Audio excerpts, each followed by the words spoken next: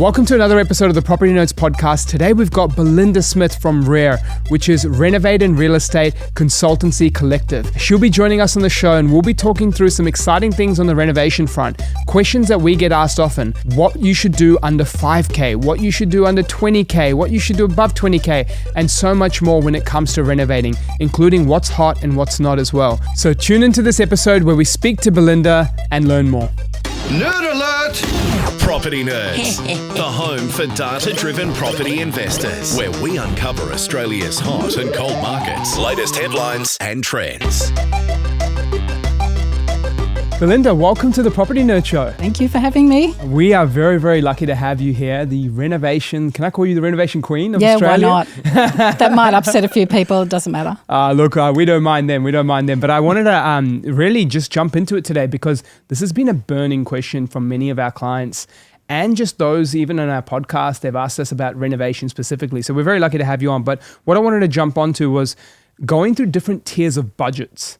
You know, the under 5K, the 5 to 20K, and then 20K above. Hear it straight from you what you think under 5K, the best things you could do if you're doing it either DIY or if you're getting some professional help as well. Yeah, I think number one, it's important to have a budget and to stick to that budget. It's really crucial. Under 5K, your best spend is on paint. And if you can DIY, that budget will go a long way. But paint is your best friend. It makes things feel better, clean better, smell better, look better. It makes a property appeal to market, so paint. When you go up a notch, then you can start to pay attention to kitchens and bathrooms, and kitchens and bathrooms really matter to a buyer. And all in accordance to the demographic, not spend too much on a property. So, kitchens and bathrooms, definitely a clean and a spruce up, perhaps paint covered doors or replace a bench top, maybe a splashback. When you go up that notch, you can spend just a little bit more. But if you've got unlimited budget, then we're looking at flooring, we're looking at tiles, we're looking at new paint throughout, perhaps curtains, just finishing off a property to really appeal. But it doesn't matter what the budget, it's all about the area and not spending over and above what you should for the demand in that area. Well, I mean, speaking of the paint thing, you know, one of the funniest things I'm seeing these days, it's horrible. Please don't do it, anyone. But it's those landlord pages where people are like ripping into landlords for just grabbing the paint, and there might be a windowsill and there might be like some bugs there, and they'll just go, oh yeah, we'll just white paint over that one. That'll do. Straight Definitely over don't mold. do that, right?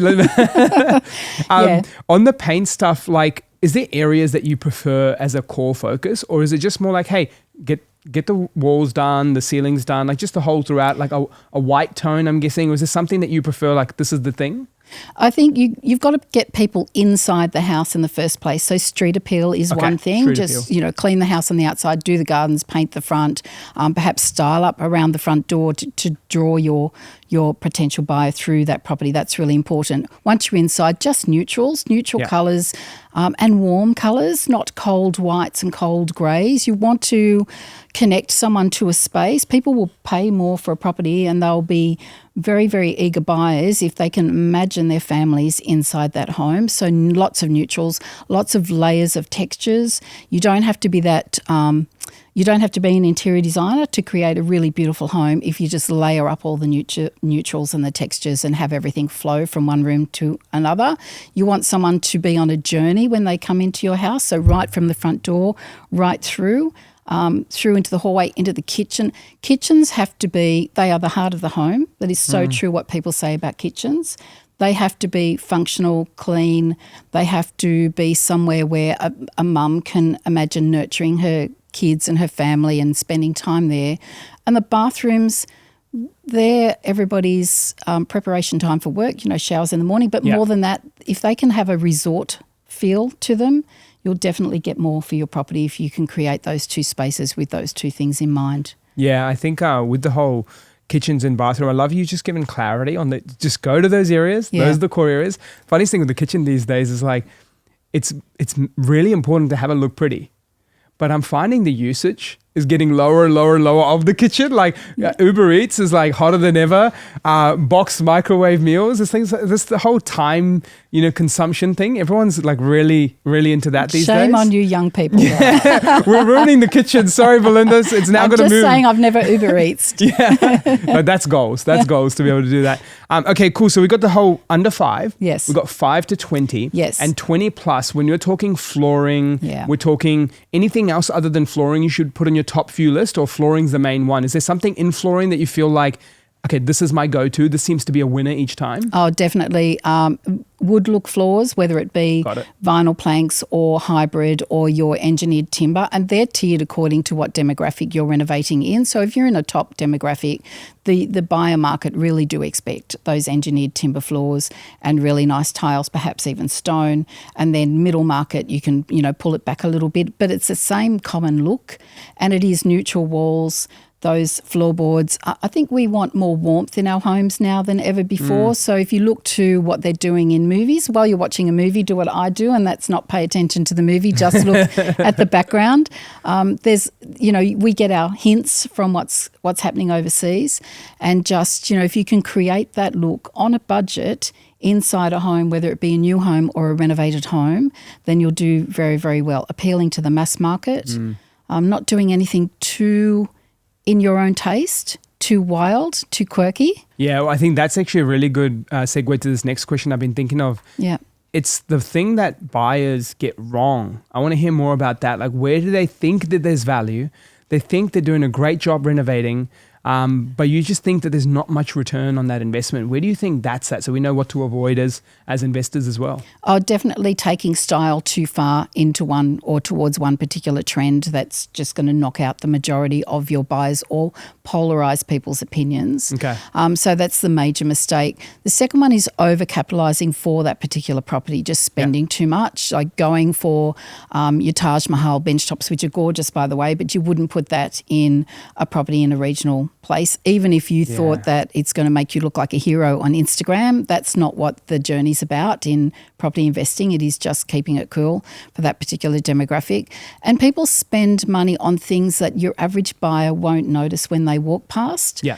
They'll pay attention or go over the top when it comes to what's happening inside the roof cavity, under the floor, out in some corner in the backyard with the tool shed. They'll fuss too much about things and spend too much time and money on things that your buyer's not going to notice when you take them on that journey through your house, which is perfectly styled, by the way, by you or somebody else. It doesn't matter, but never sell a house empty as well. But, that's money well spent versus the places where people do waste money along the way, and they do. Yeah, and is there like an area specifically of like external parts of the home? I think tool sheds and things, you mentioned one. Yeah. But on the external parts, we see like the roofs, the windows, the walls, certain street appeal landscaping. Is there some things where you're like, okay, do not touch that. You're just going to sink a lot of capital in. What's your checklist for don't touch this on the exterior and then don't touch this on the interior that you just want to avoid for spending too much money on? I think if you can paint anything to improve it, I will do that all day long versus ripping out, throwing out and having to replace. You've got your dump fees, you've got your replacement fees and all your tradie fees as well as the product itself. So if there's any chance of painting something up to improve it, do that. I think people get really wrapped up about asbestos and feeling like they need to rip it all out, and you actually don't. If it's in good condition, if your builder is happy to navigate the renovation around whatever might exist, you actually don't have to rip it all out.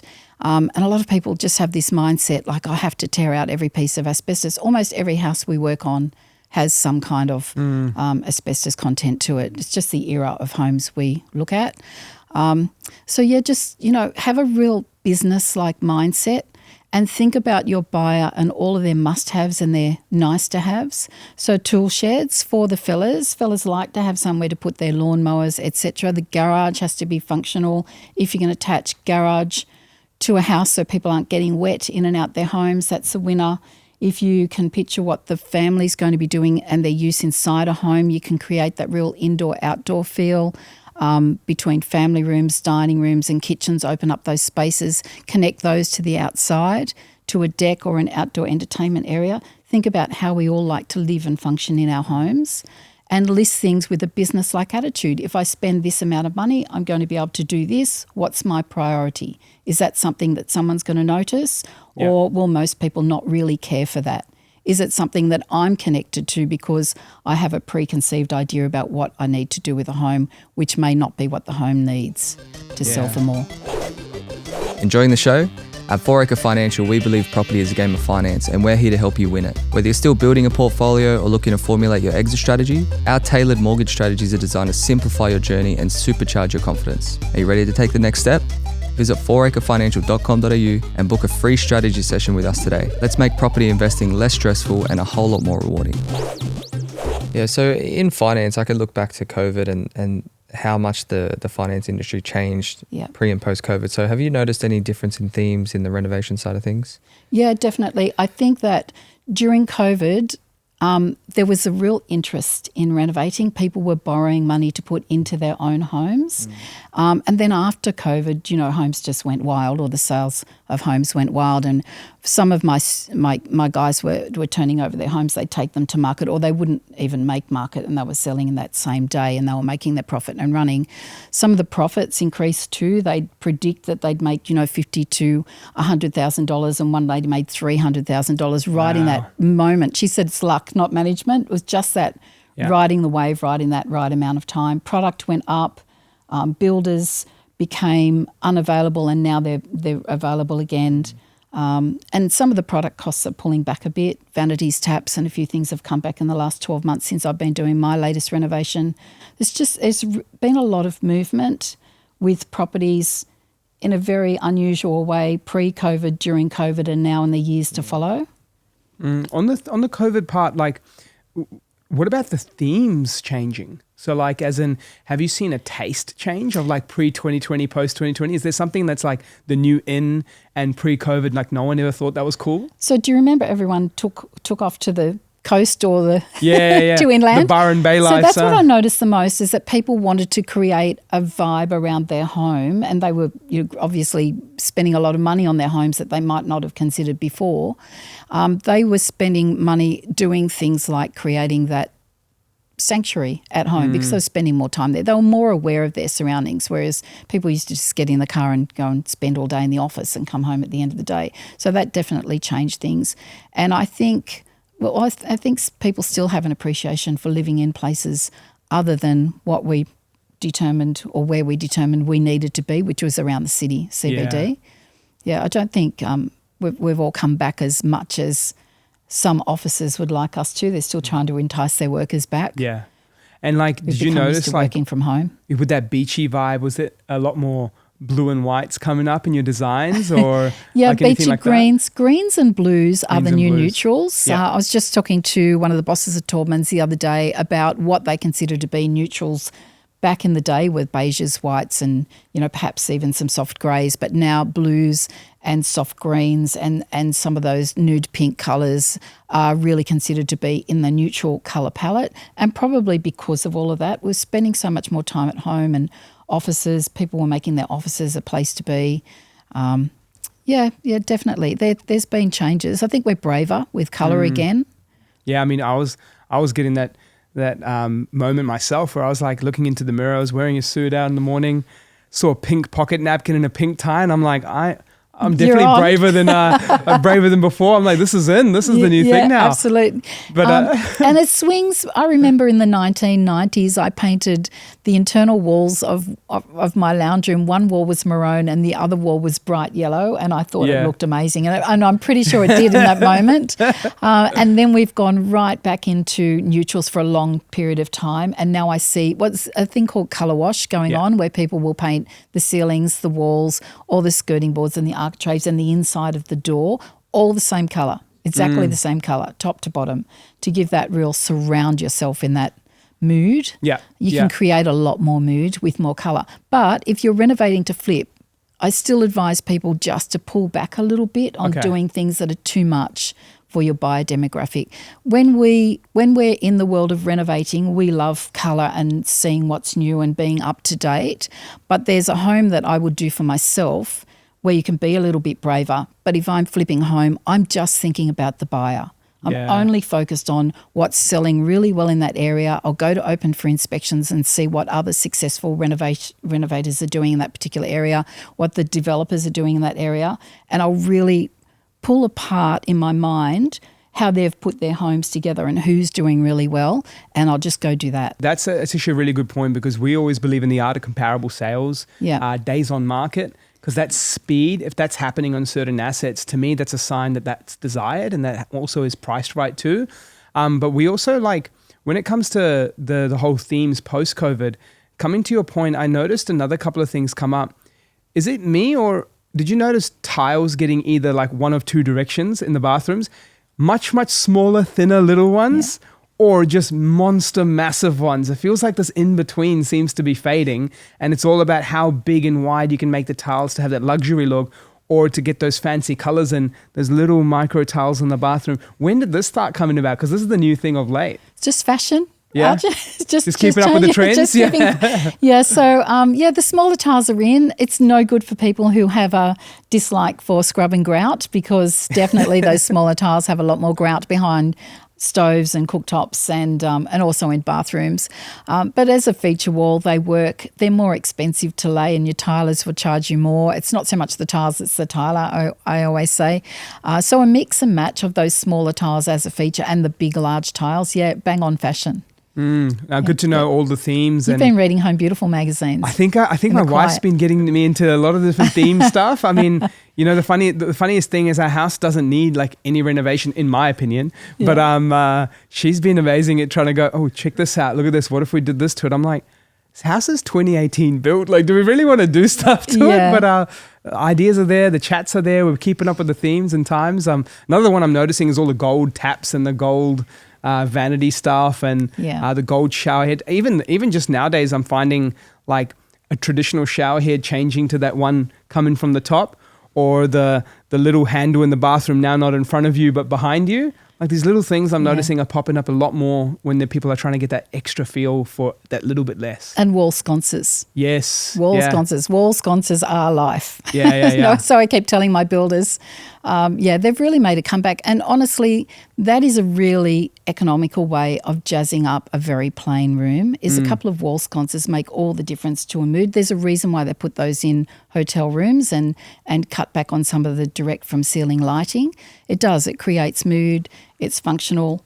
It connects people to a space, and it's not very expensive. You can go on Temple and Webster or any of those stores and get a wall sconce for $100 or $140 and have a couple and totally jazz up a room.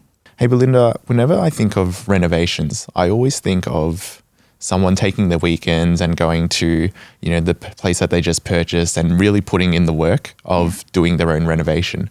Naturally, what's kind of happened with the market and investors is we're investing interstate. We're going to purchase where we're not living. Do you have any sort of tips? Because even for myself personally, all of the properties that I've purchased, I've done renovations on. I've had some all right ones, also made some pretty bad mistakes as well. But what kind of tips would you have in terms of someone managing a renovation interstate? Yeah, I really like it when people are brave enough to buy anywhere in Australia. You really don't need to be on site. You don't need to be deep into a paint tin and paintbrushes and be covered in dirt to make money out of renovating, but also to do up a home. One of the easiest interstate renovations I did, it's just so simple. You get on the phone, you have somebody on the ground, whether that be a rental manager, if you've got somebody who's really cooperative. Sometimes they will, sometimes they won't. Even better, a fellow renovator on the ground. Quite a few of my students all around Australia will work with each other. You just need eyes and ears on the ground to let the tradies in to check the quality of work. So many tools we use now that we never had access to years ago. WhatsApp, so you can send videos and photos. So long as you have a regular check-in point and you've got someone you trust to be on the ground, you can go to franchises like, say, Carpet Court here and have a really good look at the product that you want to purchase and just take notice if there's a franchise near that house that you're about to buy. That's a good tip. So if you're a look and a feel kind of person when you're choosing a product, you can choose locally and you just order near the house and get it delivered. And there's so much you can do, and it's really a lot simpler than people think. And that just opens you up to buying all around Australia.